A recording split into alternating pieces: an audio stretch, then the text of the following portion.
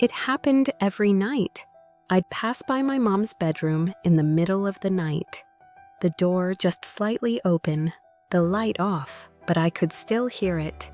The sound of the blanket shifting, the creak of the mattress dipping then rising. Her breath, soft, gentle, but tired. There were no cries of pain, no sudden gasps, just the familiar sound of her turning. Again and again. At first, I thought she was just restless. Maybe the room was too warm. Maybe the bed wasn't quite right. But then I started watching the clock. 1:25 a.m., then again at 3:40. Just before dawn, another shuffle, like clockwork. Mom doesn't sleep too little. She gets 7, maybe 8 hours. But not once, not in years, has she had a full, unbroken night of sleep. She still wakes up early, still pours her tea, still makes breakfast like she always has. But now, her hand grips the edge of the table when she stands. Her eyes carry a little more fatigue than the day before. I didn't ask, I didn't comment, I just watched. And quietly wondered, when did sleep become a battle for her? When did simply staying still through the night become so hard? It's not just age, not just worry. Her body doesn't feel anchored. No pillow behind her back, no soft weight to remind her. She's safe, supported, held. And I began to ask myself, could it be that just one small pillow placed in the right spot could be the difference between tossing all night and finally sleeping through till morning? For years, my mother preferred to sleep on her side. She'd say, it's easier to breathe this way, warmer too, and I believed her. It sounded normal, comfortable. There was never a reason to question it. But there was one small detail that no one ever noticed. She never had anything behind her, no cushion, no folded blanket, no pillow to offer support. Every night, her body rested on a flat, open space. And when there's nothing holding you in place, your body starts shifting. Not by choice, but instinctively. I shared this with a friend of mine. She's a physical therapist. She didn't seem surprised. She simply said older adults are incredibly sensitive to feeling unstable. When they sleep on their side without something behind the back or under the hip, the brain senses imbalance and reflexively tries to correct it. That's why they shift positions, toss, partially wake up. But the more they move, the shallower their sleep becomes. And the lighter the sleep, the more alert the brain stays. It's like trying to sleep on a small boat, out on a lake. Every little tilt, and your body reaches out to find balance. You never truly rest. For seniors, that effect is even more delicate. Just one missing pillow behind the back can keep the nervous system on constant guard, like the body is waiting for a fall that never comes. And here's the hard part. The consequences don't show up right away. They build slowly. First, it's waking up in the middle of the night with no clear reason. Then it's not being able to stay asleep more than 2 or 3 hours at a time.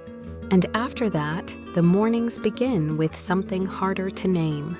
Not pain, but something off. I slept last night, but I don't feel rested. A dull tension in the forehead, a foggy sense of thought. Short-term memory just a little slower, like trying to tune in to a fuzzy radio station. No one suspects that a harmless habit, like sleeping on your side without support, could quietly be unraveling restful sleep. And the scariest part, no one notices. Because she still sleeps through the night, she doesn't complain. She gets up, moves around, makes her tea. But her sleep, it's not deep, it's not healing, it's not whole. And that's when I realized, maybe, all this time she was just missing one simple thing. One pillow and a whole night of rest was slipping quietly away because of it. I didn't say anything to Mom right away. No suggestions, no questions. I just began observing. Each night before going to bed myself, I'd quietly pass by her room. The lamp always dim, a soft glow spilling across the blanket. She'd already be lying on her side blanket, tucked eyes closed. Still, at least at first, but then she'd shift, turn to her back, then back to her side, stretch her legs, curl them up, then shift again.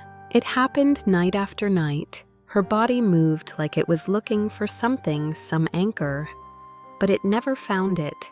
There was nothing behind her back, nothing under her hip, no support, no stillness, so I started counting. The first night, 5 full turns, the second 4, plus a long, sharp stretch. The third night, a strong exhale between movements, like her body was trying to restart sleep from the beginning. That's when it hit me. She wasn't really sleeping. She was lying in bed for hours, but the rest only came in short, scattered pieces, like someone trying to sew a quilt with nothing but scraps. No thread, no fabric long enough to hold. I didn't want to pressure her to change anything. I know how strong habits can be, especially when you've lived with them for a lifetime. So instead, I started gently. One night while she brushed her teeth, I placed a small pillow behind her back, right where she usually leaned. Nothing big, just enough to say, "I've got you." The next morning, she didn't mention it, but I noticed something else. She didn't reach for her lower back. What? She didn't rub her calves, and she didn't let out that soft morning ugh I'd grown so used to hearing. So the next night, I added a little more, a folded towel beneath her waist, just enough to gently lift her hip, nothing more. That morning, while pouring her tea, she turned to me with a curious smile and said, "I think I've been tossing and turning less lately, I don't know what it is. But I feel like someone's gently holding me all night." I smiled. I didn't explain, because her body had noticed before her mind even caught up. A few nights later, I added one more thing, a small body pillow, something she could hug or rest her leg over, and a soft cushion tucked beneath her hip. Again, nothing dramatic, just tiny, warm reminders that she was supported.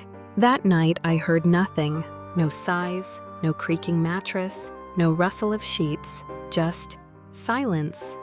That rare, full kind of quiet I hadn't heard in years. And the next morning, Mom said something I'll never forget. She sat at the table, tea in hand, and said, "Sweetheart, it felt like someone was holding me in their arms all night. I didn't feel like I needed to move.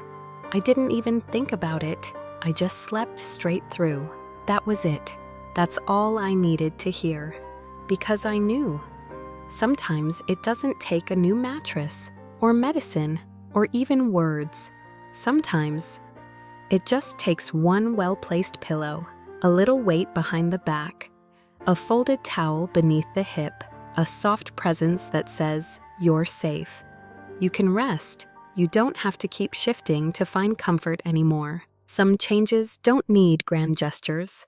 They slip in quietly, softly, and let the body feel their difference. We didn't buy a new bed. We didn't change her mattress. We didn't call a doctor. We just added one more pillow. It turns out deep restorative sleep doesn't come from thick mattresses or heavy blankets. It comes from something simpler, something easy to overlook. The feeling of being held. A geriatric neurologist once said, "When older adults feel properly supported, their brains stop scanning for danger and finally allow them to fall into deeper, uninterrupted sleep." Because even when we sleep, the brain stays half alert, especially as we age. If you sleep on your side and there's nothing behind your back, your body never fully lets go. It keeps wondering, "Am I safe like this?" So you shift, then shift again, not because you're uncomfortable, but because your brain won't let you fall all the way into rest. So how do you help the brain feel safe? How do you whisper to the body that it's okay to let go? You use balance pillows, small, intentional, supportive. For side sleepers, 1. A soft pillow behind the back. Not too thick, not stiff, just enough to press gently into the lower spine. That subtle contact sends a quiet signal to the brain you're supported. You won't fall. 2. A pillow or cushion to hug. When the arms hold something, the chest softens, the shoulders stop bracing, the body sighs. 3. A pillow between the knees. It keeps the hips aligned. It prevents the spine from twisting, and it helps the legs feel grounded, like they don't have to keep repositioning themselves. For back sleepers, 1. Pillows along both sides of the hips. Just gently cradling, giving a subtle nested feeling. It reduces the need to roll over. 2. A head pillow with moderate height. High enough to align the neck, but soft enough not to push the chin downward. 3. A small cushion under the knees. It relieves pressure from the lower back. It helps the legs relax completely into the mattress. When we applied this for my mother, something shifted. She started sleeping 5, sometimes 6 hours, without waking once. No more rustling of the blanket. No more strong exhales in the dark. Just calm, steady breathing, like her body had finally whispered, "I'm safe now. I can rest." The expert later explained proper pillow support can reduce nighttime awakenings by up to 40% for people over 70. And the length of deep sleep, the stage when memory forms and the immune system repairs, can almost double. Every morning I'd see her walk out to the porch with more ease. She didn't ask what I had done. She didn't question the extra pillows. But one evening, she looked at me and said, "That little body pillow, it feels like someone is gently holding me through the night." And that was all I needed to hear, because sometimes just one well-placed pillow is the only thing standing between a restless night and true healing sleep. This morning, Mom stepped out onto the porch. No hands on the table for balance, no sigh when rising from bed, no little stretches, no rubbing her back like usual. She just walked out gently, one hand pouring tea, the other resting lightly on a towel draped over her shoulder. The breeze was cool, but her eyes looked calm and clear. I stood inside watching quietly, and I wondered how long had it been since I'd seen her start the day. Like that, no furrowed brow, no rubbing her temples, no groggy whisper of "ugh." I tossed and turned all night again. This morning, she didn't say it. She didn't need to. Last night, I did something simple. I folded a soft towel and placed it behind her back. Tucked a small pillow between her knees. Just little things, quiet things. A gentle hug from the room itself. And she slept through the night. No rustling sheets, no heavy sighs in the dark. Just steady, even breathing. Like her whole body had finally settled into place. Like the room itself was cradling her. I sat by the window and thought to myself, it was just one pillow. And yet, it helped hold her whole body steady. Just one bit of support. And her morning didn't start with pain tucked into her joints. And I want to tell you this, because maybe tonight you'll notice someone you love turning in bed, or hear a quiet sigh in the middle of the night. And if that happens, try something quiet. Place a pillow behind their back, a soft cushion beneath their hips, or a small one between their knees. No speeches, no explanations, just let them feel it. Let their body notice first, because sometimes that's all it takes. Who knows, you might be giving them the most valuable gift. Not something in a box, not something bought, but a full night of sleep, a peaceful morning, A day that begins not in exhaustion, but in ease. And if you found this story helpful, if it reminded you of someone you love, someone who deserves to sleep well, please consider subscribing to this channel.